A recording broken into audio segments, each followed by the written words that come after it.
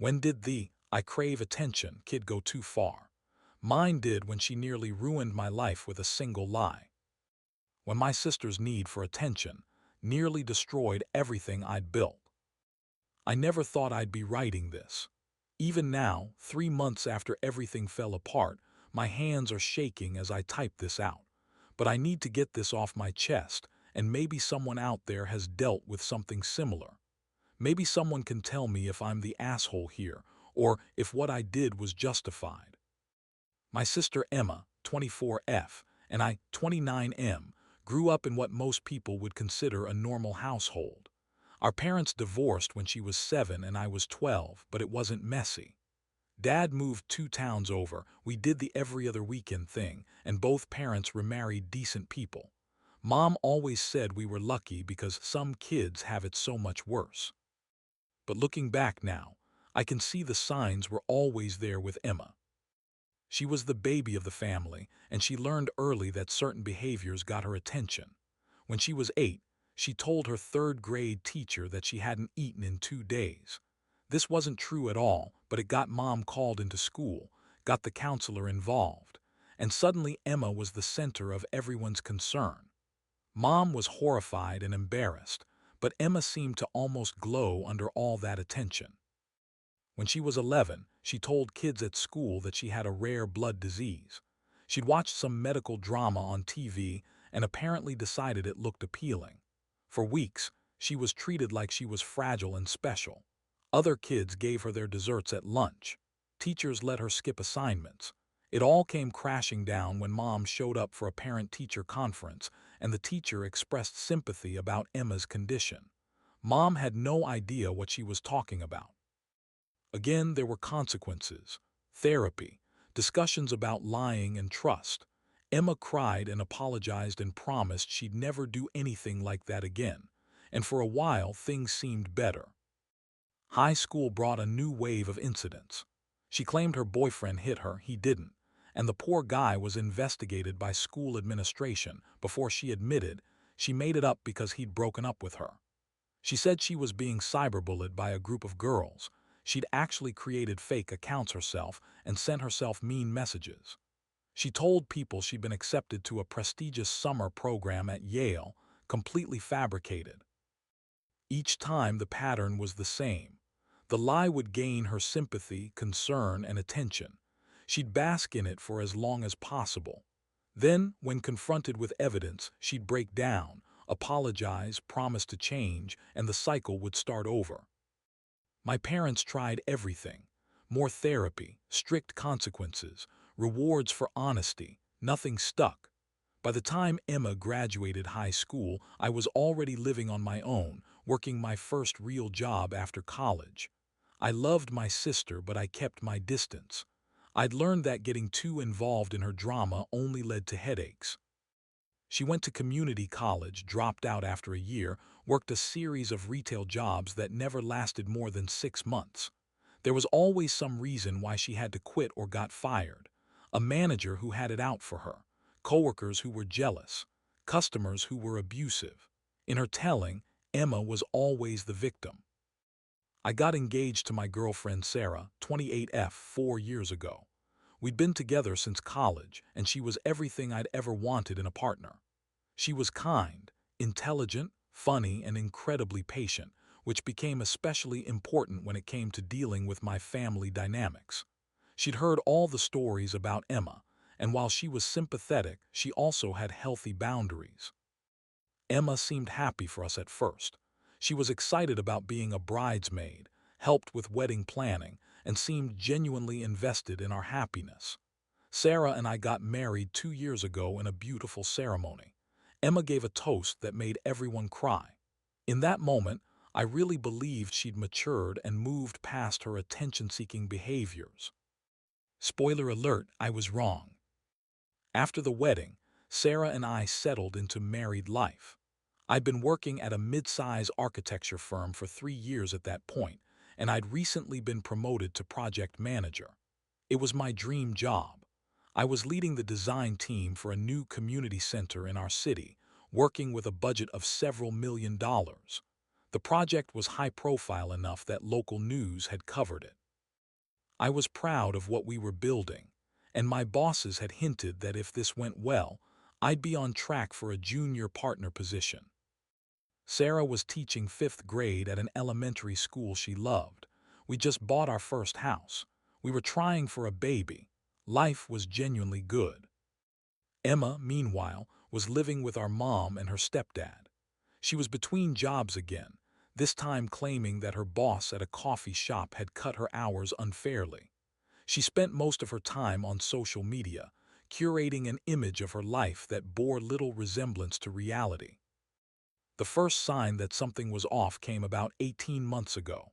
Emma called me crying, saying she needed to stay with Sarah and me for a few days. There'd been a huge fight with Mom. I didn't pry too much into the details because Emma and Mom fought regularly. Sarah wasn't thrilled about it, but she agreed that Emma could stay in our guest room for a week, maximum. Emma arrived with 2 suitcases and a lot of drama. She monopolized every conversation, turning everything back to her problems. When Sarah tried to talk about her difficult day at work, Emma would interrupt with her own story. When I mentioned stress about my project, Emma would somehow make it about her own struggles. But the thing that really started to worry me was how much interest Emma was showing in my work. She'd ask detailed questions about my coworkers, about the project timeline, about my relationship with my boss. At first, I thought she was just trying to show interest in my life. I actually felt kind of touched. 1 week turned into 2, then 3. Every time we brought up her finding her own place, she'd have a new excuse. She was applying for jobs but hadn't heard back. She'd found an apartment but the landlord fell through. She needed just a little more time to save up for a deposit. Sarah's patience was wearing thin, and honestly so was mine. Emma wasn't contributing to groceries or utilities. She stayed up late watching TV loudly. She left messes everywhere. She treated our home like a hotel. Finally, after a month, Sarah put her foot down. She told me privately that Emma needed to leave by the end of the week, no exceptions. I agreed. That conversation with my wife was on a Tuesday evening. On Wednesday, I went to work like normal. I had a big presentation that afternoon to the city council about our community center project. I'd been preparing for weeks. This was the final approval stage before we could break ground. I was in my office reviewing my notes when my boss, Richard, 56M, called me into his office. His face was grave in a way I'd never seen before. "We need to talk," he said, closing the door behind me. "I got a very disturbing call this morning." My stomach dropped. "What kind of call?" "Someone claiming to be your sister called the office. She told our receptionist that she needed to speak to me urgently about you. When I called her back, she told me that you've been stealing from the company." I felt like I'd been punched in the gut. "What? That's insane, Richard, I would never." He held up his hand. "Let me finish. She said you've been falsifying expense reports and inflating contractor bids, then pocketing the difference. She claimed she knew about it because she'd seen evidence at your house." "This is completely false," I said, my voice rising. "I don't know why Emma would say something like this, but none of it is true. You can check every single expense report I've ever filed. You can audit every contractor payment. I have nothing to hide." Richard studied me for a long moment. "I want to believe you. I really do. You've been an exemplary employee. But these are serious accusations, and I have to take them seriously.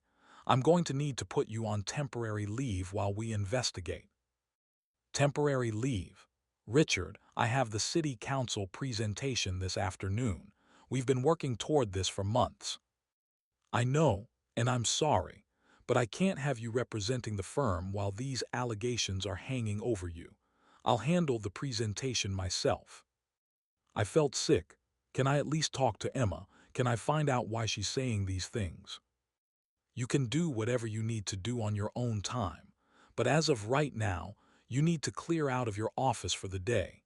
HR will be in touch about next steps." I drove home in a daze. I couldn't process what was happening. Why would Emma do this? What did she have to gain? When I got home, Emma was sitting on the couch scrolling through her phone. She looked up when I came in, and I swear I saw something flicker across her face. Excitement, satisfaction. "You're home early," she said. "What did you do?" My voice was low and controlled, but I was shaking with rage. "What are you talking about?" "You called my boss. You told him I was stealing from the company." She had the audacity to look confused. "I don't know what you're talking about. Why would I do that?" "That's what I'm trying to figure out," I shouted. "Why, Emma, why would you try to destroy my career? What did I ever do to you?" "You're scaring me," she said, standing up and backing away. "I think you need to calm down. Don't you dare play the victim right now. I know it was you. My boss said my sister called. Who else would it be?" Emma's expression shifted. For just a moment I saw something cold in her eyes. Then she started crying. "I was trying to help you. I saw those papers in your office, the ones with all the numbers, and I thought maybe you were in trouble. I thought maybe someone was forcing you to do something illegal. I was worried about you." "That's bullshit, and you know it. Those papers were legitimate project documents. There was nothing suspicious about them because I haven't done anything wrong. I made a mistake. I'm sorry. I was just trying to look out for my big brother." I couldn't listen to any more of her lies. "Get out. Pack your things and get out of my house. Now." "Where am I supposed to go?" "I don't care. Call Mom. Call Dad. Sleep in your car. I don't care. But you're not staying here another minute." She tried the tears again, but when she saw they weren't working, her face hardened. "Fine. I didn't want to stay in your boring house anyway." She went upstairs, and I heard her banging around in the guest room. When Sarah got home an hour later and I told her what happened, she was horrified. "I knew she was trouble, but this," Sarah said, "this is sabotage. This is sociopathic." Emma left that evening, and I immediately called my mom to warn her that Emma was probably heading her way. Mom was upset, but not entirely surprised. She told me that the fight they'd had before Emma came to stay with us had been because Emma had lied to Mom's boss about her being sick to get Mom out of work early. Mom had almost lost her job over it. The next 2 weeks were a nightmare. My firm hired an external auditor to go through all my financial records. Every expense report, every contractor payment, every invoice was scrutinized. I had to sit through interviews with HR and answer the same questions over and over again. The paranoia was unbearable. Every time someone whispered in the office, I was convinced they were talking about me. The city council presentation went forward without me, and while the project was approved, Richard made it clear that my absence had been noted by the client. My reputation was damaged. Sarah tried to be supportive, but the stress was affecting our marriage too. We stopped talking about having a baby. We barely talked at all.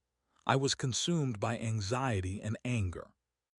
Meanwhile, Emma was posting on social media about what a hard time she was having, how she was dealing with family drama, and how some people couldn't handle the truth.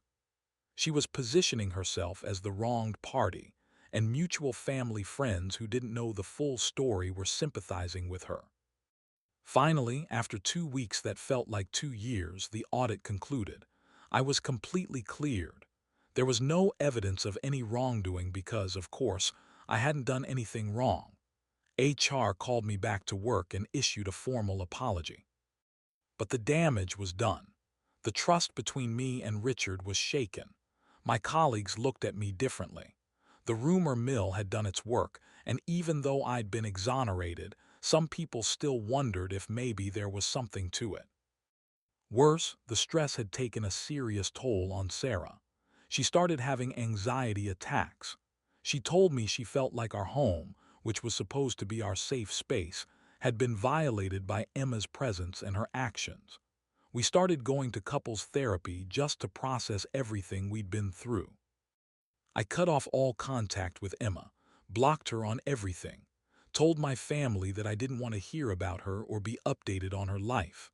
Mom was hurt but understanding. Dad thought I was being too harsh, which led to its own fight. But here's where the story takes another turn. About 6 weeks after I'd been cleared at work, I got a call from Sarah's principal. Sarah had been called into a meeting with administration. A complaint had been filed against her by a parent, claiming that Sarah had been inappropriate with students. Specifically, the parent claimed that Sarah had been making sexual comments to children in her class.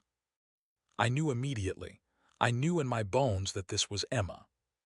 Sarah was put on administrative leave while the school investigated. She was devastated. Teaching wasn't just her job, it was her calling.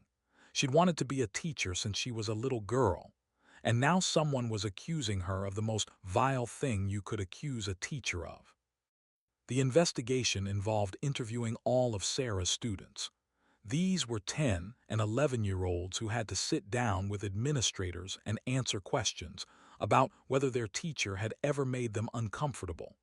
It was traumatic for everyone involved. Sarah couldn't eat, she couldn't sleep. She just sat on the couch staring at nothing. I watched my wife, this vibrant, joyful person, become a shell of herself, and I knew Emma had done this. I finally broke my silence and called Emma. She answered on the third ring, sounding almost cheerful. "Hey, stranger, finally decided to talk to me. Did you file that complaint against Sarah?" "I don't know what you're talking about." "Yes, you do. A parent complained about her, except I'm betting it wasn't actually a parent. I'm betting it was you pretending to be a parent."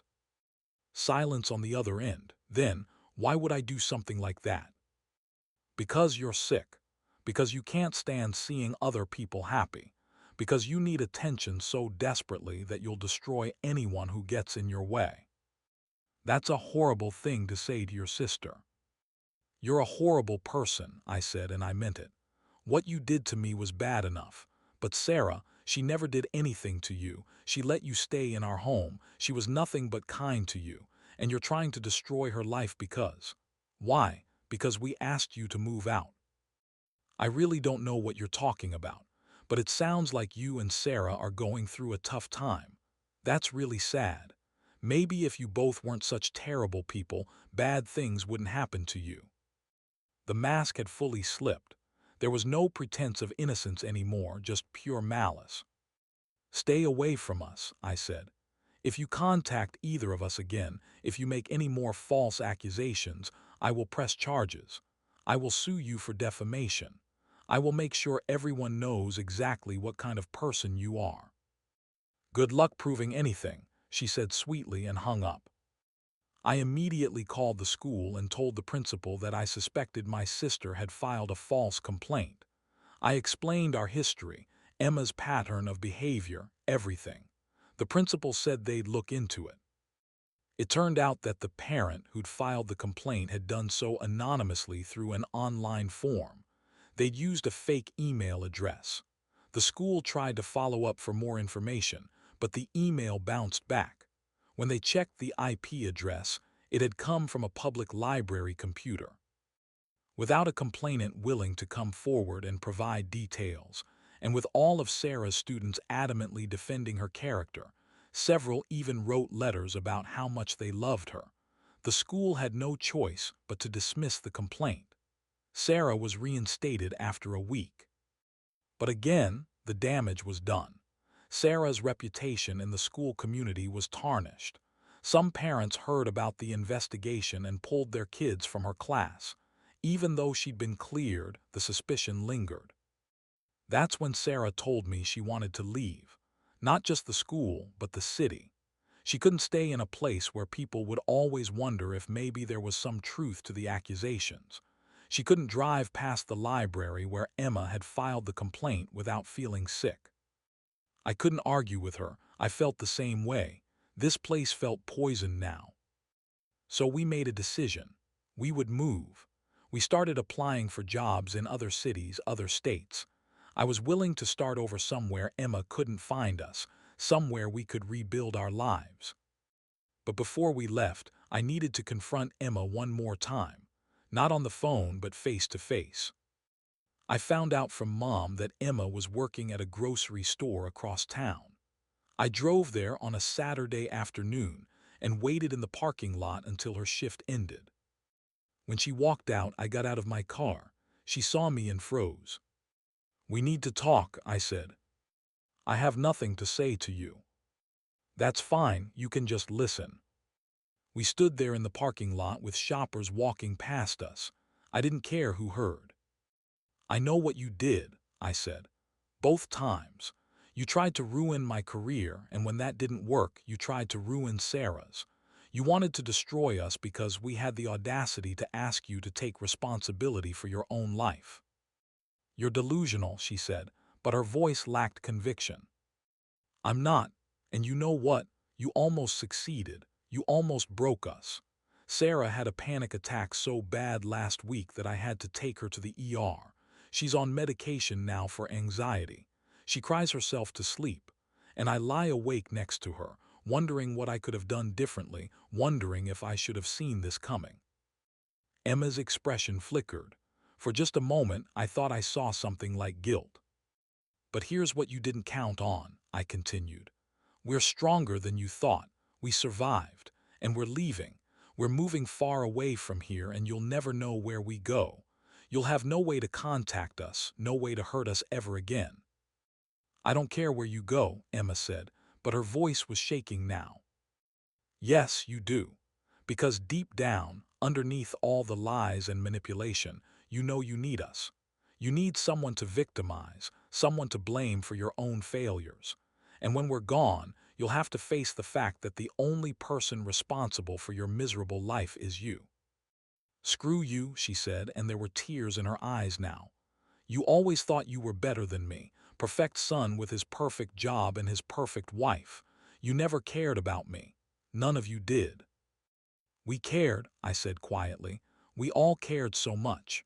Mom and Dad spent thousands on therapy for you. They lost sleep over you. I defended you for years, made excuses for you, tried to help you. Sarah welcomed you into our home. We all cared, Emma, but you took that care and you weaponized it. You used our love as a tool to hurt us." "I didn't mean to." "Yes, you did. Every single time you meant to. You knew exactly what you were doing." She was crying openly now, mascara running down her face. "I messed up, okay? I know I messed up, but I don't know how to stop. I don't know how to be different." For a split second, I felt sympathy for her. This was my little sister, the girl I'd protected on the playground, the girl I'd taught to ride a bike. But then I remembered Sarah's face when she got the call from the principal. I remembered the terror in her eyes. "That's not my problem anymore," I said.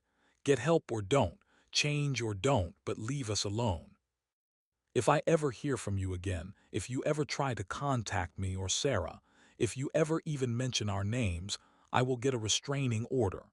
And if you make one more false accusation against either of us, I will press charges and I will make sure you face consequences. Am I clear?" She nodded, tears still streaming down her face. I got in my car and drove away. I didn't look back. That was 3 months ago. Sarah and I moved to Seattle 2 months ago. I found a job at a smaller architecture firm, and while it's not the same level as what I had before, it's a fresh start. Sarah is teaching at a new school, and I can see her slowly becoming herself again. We're in therapy, both individually and as a couple, working through the trauma of what happened. We don't talk to Emma. Mom respects our boundaries and doesn't bring her up. Dad is slowly coming around to understanding why we made the choices we made. Last week, Mom mentioned in passing that Emma had checked herself into a treatment program. She didn't ask me to reach out, didn't ask me to forgive. She just wanted me to know. I don't know how I feel about that. Part of me hopes she really is getting help, that maybe she'll find a way to break this destructive pattern. Part of me doesn't care at all, and part of me is still so angry that I have to fight the urge to go back and confront her all over again. Sarah says I need to let it go, that holding on to the anger is only hurting me. She's probably right. She usually is. But here's what I can't stop thinking about. Emma and I are only 5 years apart. We grew up in the same house, with the same parents, with the same basic opportunities. So what made her turn out this way? Was it something we missed? some crucial moment where we could have intervened and changed the trajectory of her life? Or is she just wired differently? Is there something fundamentally broken in her that was always going to manifest this way, no matter what anyone did? I don't have answers. All I know is that my sister nearly ruined my life and my wife's life with her lies. She nearly destroyed everything we'd built together, and I had to choose between her and my own happiness, my own sanity, my own marriage. I chose us, and I'd make the same choice again. But that doesn't mean it doesn't hurt. If anyone out there has dealt with something similar, I'd love to hear how you coped. How do you process having to cut off a family member? How do you move forward when someone you loved betrays you so completely? And if Emma ever finds this and reads it, I hope you're getting the help you need. I really do. But I also hope you understand that I can't be part of your life anymore. The cost is too high. I'm done being your victim. Edit, a lot of people are asking if I've considered that Emma might have a personality disorder. Yes, multiple therapists over the years suggested she might have narcissistic or histrionic personality disorder, but she never stuck with treatment long enough for a formal diagnosis. Someone else asked if I felt guilty for cutting her off. Honestly, some days, yes, she's still my sister, but then I remember what she put Sarah through and the guilt disappears. You can love someone and still choose to protect yourself from them. Edit 2. To the people saying I should have pressed charges. Believe me, I wanted to. But our lawyer said proving defamation would be difficult without direct evidence that Emma made the calls complaints. The investigations cleared us, but prosecuting her would have meant dragging everything back into the spotlight and potentially re-traumatizing Sarah. We chose peace over justice.